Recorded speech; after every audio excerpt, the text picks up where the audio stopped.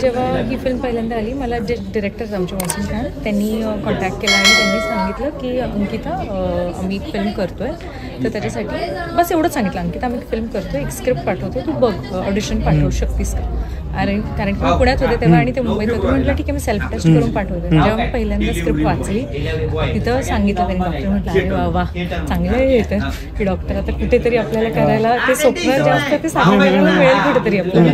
So I was very excited. मी वाचली ती, समजली, थोडंसं कॉल केलं मी त्यांना, डिस्कस केलं की तुम्हाला ॲक्च्युली कसं पाहिजे. कारण ती असतं की आपली एक समज असते आणि एक डिरेक्टरचं एक विजन असतं की त्यांना कशी हवी आहे ती. सो ते वाचलं, ते समजवलं आम्ही, we got on a call. त्याच्यानंतर मग मी ऑडिशन पाठवली, त्यांना ते आवडलं. मग मी पुण्यात एक शूट करत होते तेव्हा टीम आली होती, म्हणजे ते रेकीला गेले होते तेव्हा डिरेक्टर, आमचे प्रोड्युसर, ईपी वगैरे सगळे तिथून रेकीवरून रिटर्न येताना मग ते मला भेटले.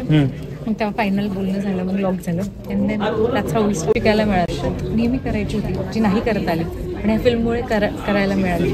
So it is a most treasured part of me की ते माझ्याजवळ नेहमी राहील आणि ते करताना एक खूप वेगळं फिलिंग होतं. आणि I think I might take my education somewhere forward. I might open a hospital किंवा काही लोकांसाठी. So all the best. आणि माझं क्लोज लागलं आणि हे लोक मला अजून असं करतात कॅमेराच्या पाठीमागून. गाईज प्लीज स्टॉप, मला बोलताच येत नाही. आम्ही खूप वेळ गेला तो सीन करायला, पण देन कसं झालं. सो मला असं वाटतं ही फिल्म तुम्हाला ते सांगून जाईन आणि एका वेगळ्या बाजूने यू विल स्टार्ट थिंकिंग. आणि मज्जा तर तुम्हाला येणारच आहे. गाणी तर तुम्ही आमची बघितलीच आहे, एकदम मस्त आहेत.